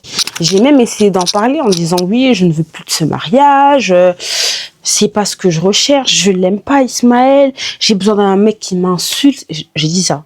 J'ai besoin d'un mec qui m'insulte, j'ai besoin d'adrénaline, j'ai besoin de haut, de bas, de toxicité. On devait tellement me voir comme une folle. Mais c'est pour vous dire à quel point j'étais matrixée. Genre, j'avais fait de la manière dont Eren me traitait une normalité, alors que ça n'avait absolument rien de normal. Jusqu'au point où j'ai commencé à leur dire, mais est-ce que vous savez que ce mariage, il est invalide? Parce que c'est un mariage forcé, vous n'avez pas mon consentement. Certes, au début, j'étais d'accord, mais j'étais désespérée. Maintenant, je veux plus. Donc, si vous vous mariez avec lui, ce sera un mariage forcé, ce sera pas un mariage arrangé. Donc, vous n'irez pas dire pour votre conscience que c'est un mariage arrangé, mais plutôt un mariage forcé. Parce que je ne veux plus. Et même moi, c'est pour ça qu'après, j'ai fait ce que j'ai fait, parce que dans ma tête, le mariage n'était pas valide. À partir du moment où je ne suis pas d'accord, je ne suis plus d'accord, le mariage n'est pas valide, c'est un mariage forcé. C'est pour ça qu'après, je me suis permise de faire ce que j'ai fait. Je pense que ce sont des excuses qui me trouvent, mais ce que j'ai fait, ça reste quand même très grave, on va pas se mentir. Jusqu'à ce que je fasse une dinguerie. J'étais tellement mal, j'ai pensé à fuguer, partir, abandonner le projet mariage. À côté de ça, il y a mon fiancé qui, lui, habite en Italie, donc il a dû faire déplacer toute sa famille d'Italie pour venir dans ma ville. Franchement, c'était dur, c'était hyper dur. Et j'ai même pensé à me suicider. Très clairement, je suis infirmière, donc je sais que ça fonctionne. En fait, je voulais pas me suicider, mais je voulais genre les menacer en mode faites bellec. Faites bellec. Du coup, je savais quelle dose prendre pour pas forcément mourir ou quoi, juste être dans le coma ou quoi. Donc voilà, j'ai tout fait pour qu'on puisse repousser ce foutu halal. Il n'a pas été repoussé. Il a bien eu lieu, donc je suis officiellement mariée devant Dieu. Pas devant les hommes encore, mais devant Dieu. Je suis mariée avec Ismaël. Franchement, c'est dur. C'est tellement dur. Je suis mariée à un homme que j'aime pas. Je vais devoir passer par l'étape de la nuit avec lui, alors que c'est pas lui que j'aime, c'est pas lui que je me vois me donner. J'aurais peut-être des enfants avec lui. Je suis tellement perdue, mais tellement perdue. Le jour de mon mariage, ça se voit que j'étais malheureuse. Je faisais que pleurer, pleurer. J'avais les yeux rouges, le visage fermé. Même la famille de mon mari, entre guillemets, ils étaient en mode pourquoi elle a le visage fermé, sa femme? Pourquoi elle est comme ça? Pourquoi? Ça se voyait que j'étais vraiment, vraiment pas heureuse. Donc, je vous épargne les détails. En soi, mon train de vie n'avait pas encore vraiment changé parce que on n'avait pas fait le mariage civil. Donc, j'étais encore chez mes parents, j'étais encore à l'école. Donc ça n'avait pas vraiment changé grand-chose, on n'avait pas encore consommé rien du tout. Moi je suis en stage, le temps passe, le temps passe. On rentre au mois de janvier, nouvelle année 2026. Et de là, mon mari se plaint. Il se plaint à ma mère parce qu'il dit oui, écoute, ta fille elle est restée la même. Genre moi j'attendais à avoir une femme un peu chaude qui... Il parlait par rapport au niveau rapport sexuel parce que comme j'ai dit, on n'habitait pas ensemble. Il habitait dans son coin, j'habitais chez mes parents. J'avais pas le temps, j'avais stage, j'avais pas la tête à ça et surtout j'avais pas envie. Chef, c'est tellement pas dans mes projets si tu savais. Il se plaignait pas que par rapport à ça, hein. Il se plaignait aussi du fait qu'il recevait pas d'affection, que je lui disais pas de je t'aime, qu'il me sentait pas sincère. Mais en même temps, je ne l'étais pas. Donc comment est-ce que j'allais faire pour faire semblant? Je sais pas faire semblant. Déjà que ma mère, elle avait un gros problème avec moi par rapport à tout ce qui s'était passé. J'avais l'impression qu'elle me détestait. Comme j'ai dit, elle me faisait beaucoup de harcèlement physique, verbal, etc. Là, ça s'est grave empiré. C'était en mode, wesh, c'est quoi son problème à cette fille? C'était comme ça qu'elle me voyait. Donc, elle a commencé aussi à me faire la hagra à la maison. Encore pire. Moi, maintenant, une femme mariée. Franchement, psychologiquement, le mois de janvier, il était dur. Je viens de me marier, on me met la pression pour que je passe à l'acte alors que j'ai pas envie, pour que je dise des je t'aime à un mec que je veux pas. Il y a mon ex qui revient, j'apprends qu'il est posé avec quelqu'un. C'est la misère dans ma tête. Moi, ce que j'ai commencé à faire, eh bien, c'est que j'ai commencé à prendre ma voiture et aller faire des tours de voiture le soir, parce que c'est ce qui me détendait. Et à ce moment-là, mon père, lui, il était parti en Tunisie. Et donc, ma mère, elle voit que je prends la voiture le soir, elle se dit automatiquement, je vais voir Irène, alors que pas du tout. J'allais juste me vider la tête. Et mon père, quand ma mère a dit ça à mon père, il m'appelle, t'attends que je parte au bled pour faire ta pute, t'es comme ci, t'es comme ça, tu vas jamais changer, tu me déçois, t'as trop changé. Je mangeais que des trucs blessants, alors que je faisais rien, j'étais grave dans mon coin, genre, je partais, je me vidais la tête, je conduisais, je rentrais à la maison. Ma mère, au lieu de me parler gentiment, de me donner des conseils, ça, elle me dit quoi? Elle me dit, ouais, tu repenses à ton gros clochard, c'est ça? Pourquoi t'arrives pas à être chaude avec Ismaël? C'est lui ton mari et tout, c'est avec lui que tu dois faire ta pute. En fait, que des trucs comme ça. Je rentre de stage, j'étais à l'EHPAD, j'ai travaillé 12 heures, j'ai mal à la tête, je suis fatiguée, il se passe tellement de choses dans ma vie et toi, tu viens me casser la tête pour lui. Elle a que ça dans la bouche. Tu penses à ton clochard, tu penses à ton clochard, tu penses à ton clochard. Lui, je pense à mon clochard parce que je l'aime. Oui. Vous n'avez pas voulu comprendre, oui. Moi, je pense qu'ils auraient dû me laisser me marier avec mon clochard et j'aurais vu de mes propres yeux, en fait. Ma mère, elle avait toujours ce besoin de contrôler tout le monde, que ce soit mon père, nous. J'en pouvais plus, elle me faisait la hagra, je n'en pouvais plus, j'en avais marre. Et un soir, j'ai craqué. J'avais besoin de parler à quelqu'un, j'avais besoin de me sentir bien, être rassurée. Donc, ce que j'ai fait, c'est que j'ai appelé mon clochard. Parce que oui, Eren, on va plus l'appeler Eren, on va l'appeler clochard. Parce que c'est juste un clochard, ce mec. Sachant que mon clochard et moi, quelques jours avant, on s'était embrouillés parce qu'il voulait qu'on se voie. Mais moi, je voulais pas qu'on se voie parce que, comme j'ai dit, ma mère a été grave sur mon dos. J'avais la flemme des embrouilles. J'avais déjà une vie assez compliquée comme ça. Donc, je décide de l'appeler. Et honnêtement, est-ce qu'avec du recul, c'était une erreur? Je sais pas. Donc, en fin de compte, est-ce que je regrette de l'avoir appelé? Je ne pense pas. Donc, je l'appelle, je fais un petit comeback et tout. Il me répond au début très froidement parce que, comme j'ai dit, on s'était un petit peu embrouillé quelques temps avant. Mais il me répond, il me dit, ouais, tu veux quoi et tout. Bah, j'ai envie de te parler. Je lui dis, pourquoi t'es au téléphone? Enfin, t'es occupé? Qu'est-ce qu'il y a et tout? Il me dit, non, non, enfin, bref. Et de là, il me dit, ouais, est-ce que je te manque? Je dis, ouais, tu me manques. Il me dit, bah, viens dormir avec moi. Je dis, comme ça, viens dormir avec toi. T'as oublié que je suis voilée ou quoi? Et de là, il me dit, en fait, il m'avoue qu'il a déjà vu mes cheveux. Parce qu'en fait, il s'était déjà connecté sur mon compte parce que je répondais plus. Il me cherchait. Vous vous souvenez, la première fois que ma mère m'avait confisqué mon téléphone, il me cherchait partout. Donc, il s'est connecté sur mon compte et il a vu dans mes mémories, parce qu'il trouvait pas ma sœur, mes cheveux ondulés, enfin, c'était une vidéo de moi quand je sortais de chez le coiffeur. Et j'étais trop choquée parce qu'il ne m'avait jamais dit. C'est vraiment qu'à ce moment-là qu'il m'avait dit, alors que ça faisait longtemps qu'il avait déjà vu mes cheveux en fait. J'étais grave dégoûtée parce que j'étais en mode, ah ouais, genre, je suis plus un Kinder Surprise parce que si demain on veut se marier, bah, tu seras pas choquée, tu m'aurais déjà vu. Et si on se marie jamais, bah, tu m'auras vu alors que je suis pas connue, j'étais déjà voilée, genre. Et il dit quoi? Quand je dis, ouais, je suis plus un Kinder Surprise, il me dit, bah non, je t'ai pas encore déshabillée donc t'as encore un Kinder Surprise. Et franchement, je l'ai très mal pris. J'étais en mode, mais tu me prends pour quoi en fait? Tu me prends pour qui? Une teubée? C'est ça? Quand il m'a parlé de dormir avec lui, honnêtement, je l'ai très mal pris parce que je dis, mais en fait, tu me prends pour qui? T'étais pas en mode, ouais, tu me préservais, là, aujourd'hui, tu me vois en tant que quoi, en tant que qui? Il me dit, ouais, mais non, mais ça fait rien et tout. J'ai dit, mais attends, j'ai une question. Si je décide de dormir avec toi, est-ce que tu vas me marier? Et de là, il me dit que oui, si ton père, il n'avait pas réagi comme il a réagi, à l'heure actuelle, on serait mariés, toi et moi. Et bien sûr que si on dort ensemble, je te marie matin, midi, soir, genre, y a rien, je me marierai quand même avec toi. Je lui ai bien dit, moi, dans tous les cas, je te donnerai jamais ma virginité tant qu'on n'est pas marié devant Dieu. Il m'a dit, mais j'en veux pas de ta virginité. Moi, j'ai juste envie de te prendre dans mes bras, d'être avec toi et tout. J'en veux pas. Je te respecte trop pour ça, à skip. Donc, on est au téléphone et de là, on décide de se voir. Moi, à la base, je voulais juste le voir pour le voir. Et il me dit quoi? Il me dit, par contre, si je viens, tu mets ton téléphone dans mon avion parce que j'ai pas envie que tes parents ils commencent à saouler et tout. On va dormir ensemble. Et je vais pas vous mentir, j'avais pas vraiment conscience. J'avais grave peur, j'ai jamais dormi chez un mec, j'ai jamais rien fait de ma vie. Et je lui dis, mais on va rien faire. Il me dit, mais oui, t'inquiète, on va rien faire. Genre, je t'ai dit, je te respecte et tout. Il y a mes parents en plus, genre, tranquille, on va juste dormir. Même juste dormir, c'est une dinguerie, en fait. Je vous dis que notre amour, il est inexplicable. Quand on s'est vu, la première des choses qu'on a fait, c'est pleurer. Parce que ça faisait des mois et des mois qu'on s'était pas vu. L'amour, c'est dur, hein. Dans la voiture, je remarque qu'il est assez bizarre. Donc, je sais automatiquement qu'il est pas lui-même. Mais cette fois-ci, j'étais pas sûre que c'était l'alcool. Parce qu'il y avait une odeur de drogue à plein nez. Et il m'explique en gros, ouais, il a fait des livraisons de drogue avec son pote, voilà. Et j'étais en mode, mais toi, tu vas jamais changer en fait. Tu ne vas jamais changer. Moi, j'étais sous l'adrénaline. Je me disais, qu'est-ce que je vais dire à ma mère et tout. Ils vont s'inquiéter. Je vais encore me manger une sauce chez moi, mais je m'en foutais parce que j'étais avec l'homme que j'aimais. Donc, on arrive chez lui. Il faisait assez tard. J'enlève mon voile. J'enlève mon voile, les gars. Et par rapport à mon mari, honnêtement, je me disais pas que j'étais en train de commettre l'adultère parce que pour moi, je n'étais pas mariée. Le mariage n'était pas valide.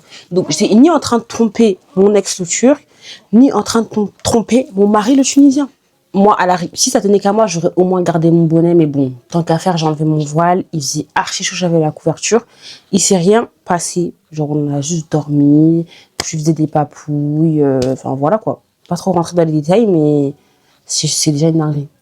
On va même pas se mentir, c'est déjà une dinguerie. Le lendemain, je me réveille, enfin, on se réveille à 14 h.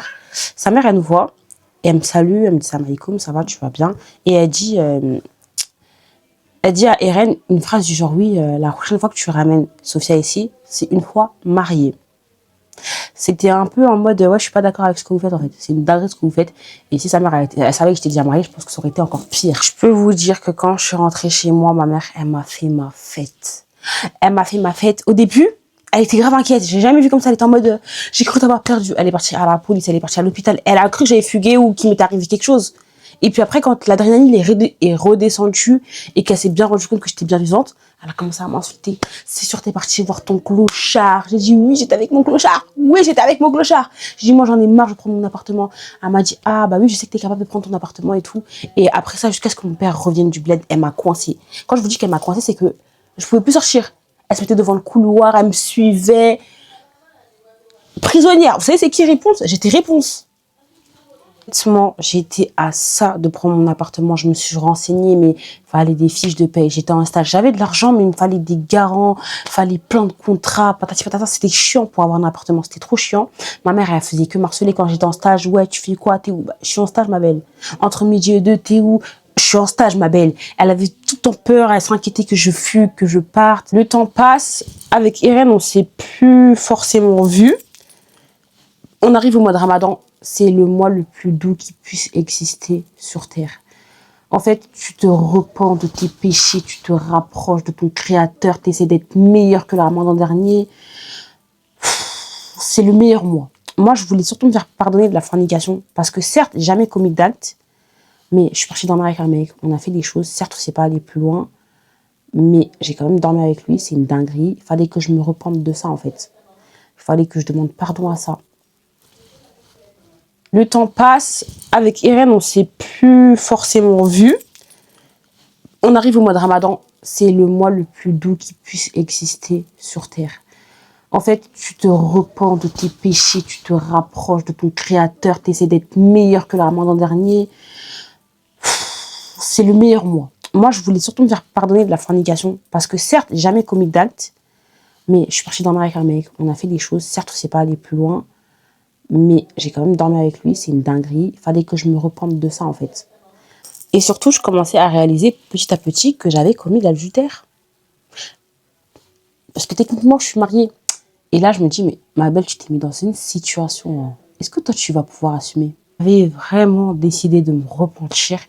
Et du coup, le Ramadan passe, l'Aïd arrive. Et c'est pas. Je reçois un message en turc. Je me dis, oh non, pas lui, putain. Je reçois un message en turc qui me dit, ouais, Aïd Moubarak et tout. Enfin bref. Je me dis, en fait, tout le monde Ramadan, je me suis repentie. J'ai demandé pardon pour toutes les erreurs que j'ai faites. Et toi, tu débarques comme ça le jour de l'Aïd avec un petit message en turc. Donc, j'ai pas répondu parce que franchement, j'avais pas la force, j'avais pas l'envie. C'est seulement 2 jours après que j'ai répondu à son message de Aïd Moubarak. Là, j'en peux plus, mais on arrive bientôt à la fin de l'histoire. Après son Aïd Moubarak, j'ai répondu. On a eu une discussion au téléphone, mais je me suis rendu compte qu'en fait, ça allait pas être possible. En fait, je commençais à avoir le déclic petit à petit, mais j'ai pas eu de réel déclic. Donc, j'ai décidé de le bloquer de partout. Quand il a vu que je l'ai bloqué sur TikTok, il a pété un câble. Il a dit, ouais, pourquoi tu me bloques et tout. J'ai dit, franchement, je pense pas que ça pourra marcher entre nous. Tu veux pas te ranger, tu veux pas changer. Nos familles sont contre. Et puis, bah, ils savaient pas que j'étais mariée, donc il y avait ça aussi qui bloquait. Et il me dit, oui, non, mais j'avais pour projet de te marier en 2027. Mais si tu veux, on fait ça pour septembre 2026, Inch'Allah. Chef, je suis déjà mariée, là. Tu me parles de quoi? Quel septembre 2026? Par rapport à mon fiancé, franchement, j'ai pas grand chose à dire. Je vous ferai peut-être une story time par rapport à lui. Mais à côté, lui, il était en train de chercher du travail, un appartement, une date pour le civil. Moi, j'essayais toujours de repousser. Par rapport au civil, tout le monde se demandait, mais pourquoi il n'y a pas encore de date de civil? Qu'est-ce que vous attendez? Et les gens, ils commençaient à se dire, mais peut-être qu'en fait, les deux, ils sont vraiment pas faits pour être ensemble. Et je me disais, enfin, vous commencez à comprendre petit à petit. Enfin, entre-temps, j'essaie d'aller mieux. Je vais voir une psy, je reprends le sport, je coupe tout contact avec Irène, j'essaie d'aller mieux dans ma tête. Et la psy me dit clairement, madame, vous êtes dans un environnement toxique. Parce que de ce que vous me dites, votre mère, peu importe les choix que vous ferez, elle va toujours trouver un truc à dire et c'est réel. Comme je dis, ma mère, elle est contrôlante. Il y a toujours un problème. C'est une princesse. Mon père, il a tellement traité comme une princesse que elle a son caractère, quoi, vous voyez. Comme je vous ai dit, moi, Irène, je l'avais bloquée de partout. Je l'ai bloquée de partout, sauf que c'est pas un soir, vers 3h du matin, un truc comme ça, je reçois un message sur WhatsApp. Je me dis, ça, c'est qui ça encore? Et je vois que c'est lui. Je me dis, oh putain. J'essaie d'avancer dans ma vie, le mec, il fait toujours apparition. En fait, c'est comme un pou. Il me lâche pas. Mais je vais pas vous mentir, j'étais contente. Je lui ai répondu le matin parce que j'avais stage. Mais il m'a pas répondu, mais j'avais qu'une hâte, c'était qu'il me réponde. Et à l'instant où il m'aurait répondu, j'aurais sauté sur la notif. Après ça, il m'a répondu, on a parlé, des longs pavés, tellement longs que je vais même pas rentrer dans les détails. Il voulait qu'on se voie et je lui ai dit, franchement, on va pas pouvoir se voir. Entre-temps, j'avais trouvé une date de mariage civil pour le mois de juin, pour vous dire. Donc, j'étais en mode, non, je vais pas recommencer mes bêtises, je vais me marier. Donc là, ça y est, j'arrête totalement. Il voulait qu'on se voie, je lui ai dit, non, je peux pas, je vais à Marrakech, c'est faux. Je vais nulle part, il n'y a pas de Marrakech, il n'y a pas de je sais pas quoi. J'ai juste pas envie de retomber dans les bêtises avec toi, en fait.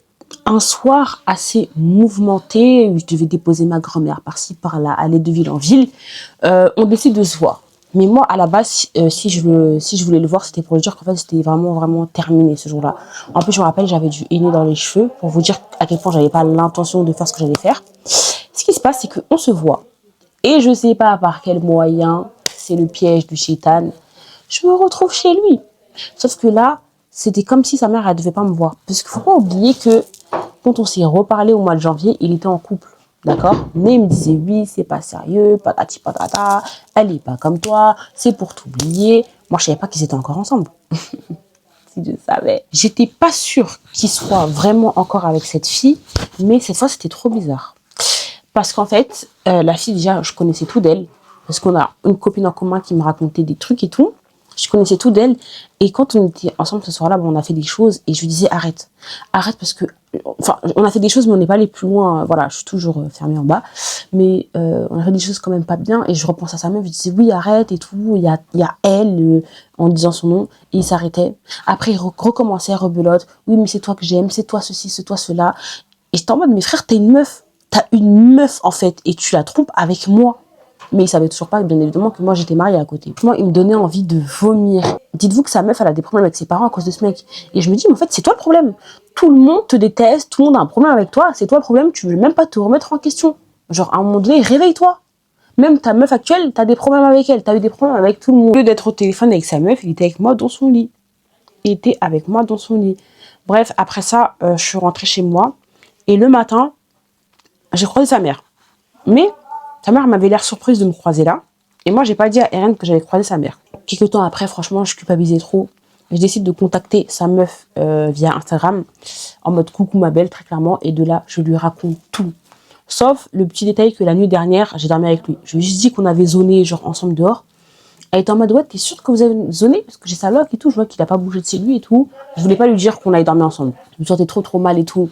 Elle me disait, ouais, je suis choquée. Moi aussi, il se comporte comme ça avec moi. Il a dit qu'il allait me marier. En fait, la manière dont il se comporte avec moi, genre crise de jalousie, comment il est, comment il l'insulte. En fait, il faisait la même chose avec elle. Il faisait exactement la même chose avec elle. Les mêmes choses qu'il me promettait à moi, il lui promettait à elle. Et je me suis rendu compte qu'en fait, ce mec s'est foutu de ma gueule sur toute la ligne. Même elle lui demandait d'argent sur toute la ligne, il s'est foutu de ma gueule. Moi, quand je suis rentrée chez moi, j'ai pris la décision d'officiellement le bloquer de partout. C'était la dernière fois qu'on se voyait, la dernière fois que je commettais l'adultère. En fait, c'était la dernière fois que lui et moi, on est tout contact. Parce qu'en fait, tu promets le mariage à une meuf, donc clairement, tu vas te marier avec elle. Moi, je suis mariée, je prends des péchés pour ta gueule, alors qu'en vrai, tu ne me considères pas du tout comme tu le prétends. Tu t'es juste en train de jouer avec moi. Quand je suis rentrée chez moi, encore une fois, je me suis mangé une sauce. T'étais où? Pourquoi tu nous fais ça? T'es qu'une nain, une te pue. Si ton mari, il apprend ça, il va te faire la misère, tu vas voir. Enfin bref, insulte sur insulte. Là, franchement, vous devez vous dire, mais quand est-ce que ça s'arrête? C'est très bientôt. Ça s'arrête très bientôt. Franchement, mes parents... encore une sauce, oui, t'es capable de donner ta virginité, Dieu merci, je lui ai jamais donné ma virginité. Certes, on a fait des choses ensemble, mais je lui ai jamais donné ma virginité. Dites-vous qu'il y a à peine une semaine, à l'heure où je vous parle actuellement, j'ai fait le mariage civil. Voilà, donc j'ai décidé de me marier. Et si je suis là aujourd'hui, c'est parce qu'en fait, du coup, mes parents, ils savent que j'ai fait des choses avec lui. C'est trop la honte, je me sens salie, c'est horrible. Je sais pas quoi faire. Est-ce que je dois en parler à mon mari? Est-ce que je ne dois pas en parler? Là, maintenant, Eren, il sait que je suis mariée. De toute façon, il s'en fout vu que il a sa meuf. Elle a quand même continué à parler avec lui malgré tout ce que je lui ai dit, malgré qu'il l'a trompé avec moi, qu'on se voyait, qu'il me mentait, qu'il me vendait du rêve et tout. C'est son problème. Je la laisse, je m'en lave les mains. Moi, j'ai vraiment eu mon déclic aujourd'hui. Donc, je me suis mariée à la mairie avec Ismaël. Si vous voulez plus de détails, peut-être que je ferai une story time sur mon mariage arrangé / forcé. Mais pour l'instant, c'est officiellement terminé avec le clochard là.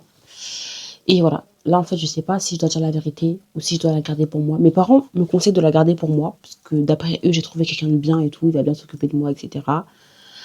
Et voilà, je sais pas quoi faire. C'était hyper long, mais il fallait bien que je vous donne les détails pour que vous puissiez tout comprendre. C'était hyper long et voilà, c'est la fin de mon histoire. Bon, c'est la fin de ce tea time, les gars. Je suis extrêmement épuisée. J'ai même plus d'énergie. Moi, honnêtement, je lui ai dit... c'est une dinguerie. Franchement, c'est une dinguerie. Mais qu'est-ce que tu l'as trouvé à ce clochard? Il a rien pour lui. Il a rien pour lui. Il a rien pour lui.